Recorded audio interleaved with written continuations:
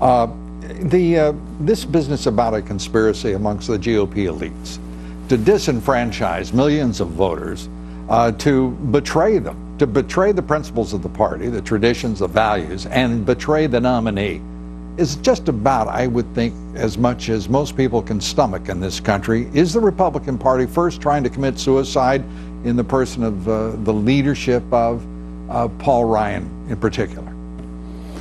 Well, the whole story just fell in my lap. About 6 or 8 weeks ago, I got a phone call from someone who's very close to the top establishment candidates in the Republican Party, people who wanted to be president over the last 4 or 5 years. And he told me, he said, Jerry, something strange is going on. They're meeting regularly, and they tell me that it's a certainty that Donald Trump will not be the nominee on November 8th of the Republican Party. And I called one of Trump's attorneys. I told him about it, but there were no more details than that, so there was nothing anybody could do. But then when I saw what happened this weekend, and I saw how quickly all the usual suspects jumped on it and started calling for Trump to step down as the nominee. The suspects, who are the usual suspects? Paul Ryan? The establishment. The establishment candidates. He was one that just disinvited Trump almost immediately. Right. It's almost like he knew it was coming, and it's just too much of a coincidence. Others were tweeting nasty things about Trump immediately. Ted Cruz, who's I do not consider to be part of the establishment. He, on the other hand, was saying this should have been released 15 months ago. That's what you would expect. He was a little annoyed about the timing. Exactly. But it tells me he wasn't part of it. But I really think that there was some sort of conspiracy. And you know, I haven't practiced law in about 10 years, but I remember from when I did that a conspiracy is defined as whenever 2 or more people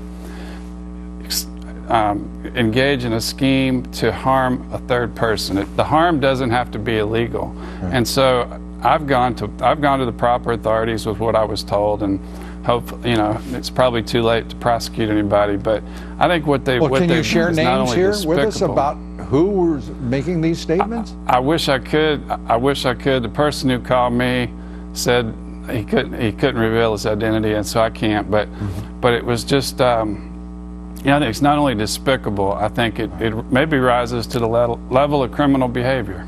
Well, let me ask you this. If you can't tell us the names, and I was not asking you to name your source in any way. I was thinking more, are these people who are associated with the RNC, with the leadership on Capitol Hill of either the Senate or the House?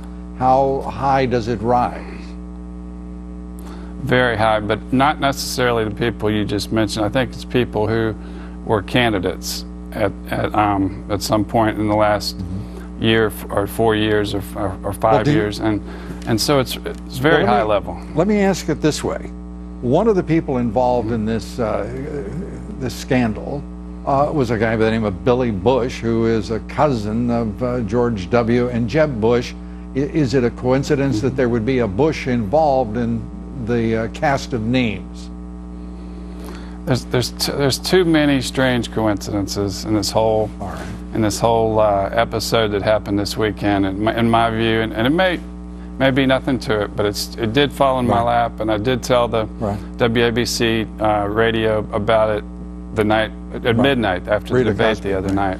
Let me ask you. Let me ask you this as we have to wrap up here. We're out of time. Is it your sense that the Republican National Committee, that the leadership of both the Senate and the House are prepared to just simply commit political suicide? At least it is as if they don't understand that without supporting Donald Trump, there will be a significantly lower level of interest in returning Republicans to the House or to the Senate. This seems like utter madness on its face. I agree completely, but I don't think it's the party. I think it's certain establishment Republicans in the party who really don't care whether Clinton's president as long as Trump is not. It's how you would expect the establishment to react, because they have so much to lose. Well then, my opinion. Well then, I'll tell you this: everybody else in the country better start fighting like hell for Donald Trump and voting, assuring a broad, deep voter turnout. I couldn't agree more. And I think he's going to win. All right. I think with all this, I think one more good debate performance and the polls will be our way. All right.